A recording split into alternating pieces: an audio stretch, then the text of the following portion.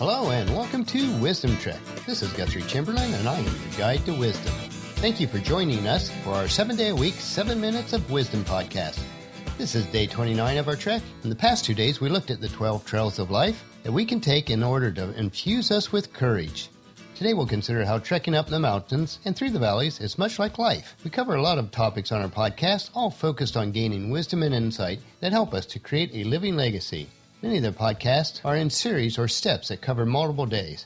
So if you've missed any of the episodes, please subscribe to Wisdom-Trek on iTunes, Stitcher, or listen to it on wisdom-trek.com. Today we are recording our podcast from our studios at the Big House in Marietta, Ohio.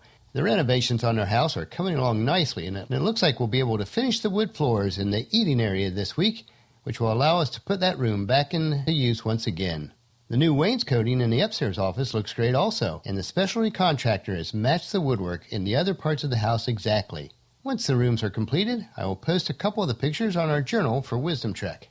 This podcast will originally air on June 29th of 2015, which is the birthday of our youngest of 5 children, Fred. He is 28 today. It's hard to believe that since I don't even feel that old. So happy birthday, Fred. We love you. So let's continue up the trail today on our trek of life and see the analogies between our virtual trek and real life. As we make these analogies, most often what comes to our minds is we want to be on the mountaintops all the time and avoid the deep valleys at all costs. What we may fail to realize is that in order to reach the summit of the mountain, we have to traverse up many of the rough and winding trails. Once we do reach the mountaintops, if we desire to continue on with life, then we must move forward. This will require that we head back down into the valleys of life. Climbing the high mountains of life can be just as difficult and challenging as we feel when we're in the lowest of valleys. Most of the time, we do associate difficult times in our life with the idea of being in a valley. Maybe it's times of depression or despair, maybe you lost your job and you're struggling financially, or maybe your job performance is suffering and you're just not getting along. Maybe it's a relationship that's broken up and it appears to be shattered.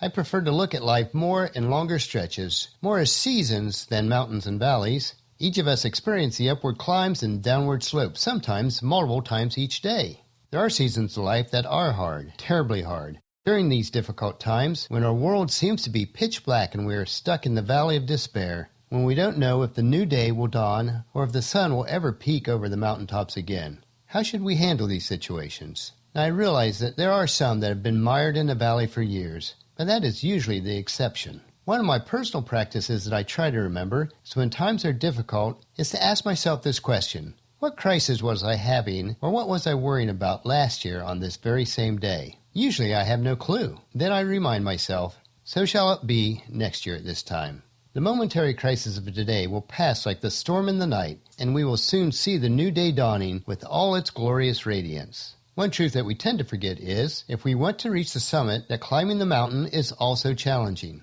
It may mean that we indeed need to make the difficult climb in order to see the sun again. As we travel between North Carolina and Ohio many times a year, we pass through the entire state of West Virginia. While the mountains in West Virginia are not nearly as tall as the Rockies, there are ravines between the mountains that are so close together that they receive very little direct sunlight. So if you live up one of these hollers, then you have to climb to the top of the mountain to see the sun.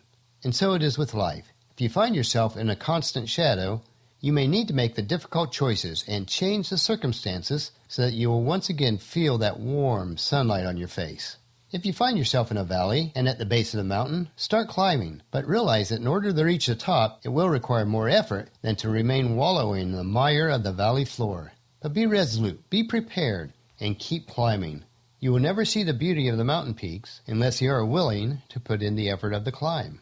There are times of success and ease in our lives where it appears that God's blessings are being showered down on us. But those times can be just as challenging as the times that we're in the valley, but just in a different way. The upward climb is actually more difficult than heading back into the valley, but it is so worth it. If you learn and gain wisdom from each mountaintop or valley experience, then each climb will take you a little higher, and each descent into the valley will be a little less deep. The truth is, whether you are climbing the mountains or descending into the valley, life may be difficult.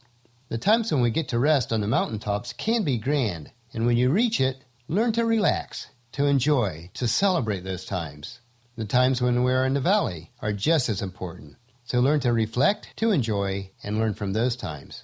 The mountains and the valleys are the realities of life, This challenges an immature line of thinking that many of us cling to, that one day it will be easy. If you learn from and apply the lessons of life, there may be a season of rest and enjoyment. But if you're waiting to move on to Easy Street permanently, if that's your life ambition, well, you're going to have to wait a long time.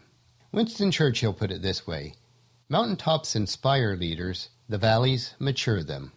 Now, as a follower of Christ, in times of difficulty or ease, I go to the source of all wisdom, the Bible, for strength and peace. So today, let's look at a psalm that King David penned. It's Psalm 121, and this will help us on our trek of life. David wrote, "I look up to the mountains. Does my help come from there? My help comes from the Lord, who made the heavens and the earth. He will not stumble. The one who watches over you will not slumber. Indeed, he watches over Israel. He never slumbers or sleeps. The Lord himself watches over you. The Lord stands beside you as your protective shade. The sun will not harm you by day, nor the moon at night. The Lord keeps you from all harm and watches over your life. The Lord keeps watch over you as you come and go, both now and forevermore." This passage allows us to realize that we are not on this trek alone. In addition to having each other to assist, we can depend on God to have our best interest in mind. So the key of traversing the trails of life, up the mountains and through the valleys of each day, are the 3 axioms that I end the podcast with. Listen closely to them today at the end of the podcast. Well, that will finish our podcast for today. If you've missed any of our previous podcasts, please check out Wisdom Trek on iTunes, Stitcher, or at wisdom-trek.com. Tomorrow we will learn how to eat an elephant. Now, I love and think that we should protect all of God's creation, so I guarantee that no actual elephants will be harmed during this process. So please check into our camp tomorrow for another day of Wisdom Trek, creating a legacy. If you enjoy our daily dose of wisdom, I encourage you to help us out in the following 4 ways. Number 1, leave us your feedback about the podcast at wisdom-trek.com. Number 2, please subscribe on iTunes or Stitcher so that the podcast will be downloaded to you automatically each day. Number 3, please leave us a rating on iTunes and Stitcher. This will help us to know how we're doing. And number 4, spread the word to everyone you know to join us on our Wisdom Trek. I thank you for helping us out. The journal from today's podcast can be found at wisdom-trek.com, where you'll also find wisdom nuggets and free resources. And as we take this trek together each day, let us always remember to live abundantly or fully, love unconditionally, listen intentionally, learn continuously, lend to others generously, lead with integrity, and leave a living legacy each day. This is Guthrie Chamberlain reminding you to keep moving forward, enjoy the journey, and create a great day. See you tomorrow.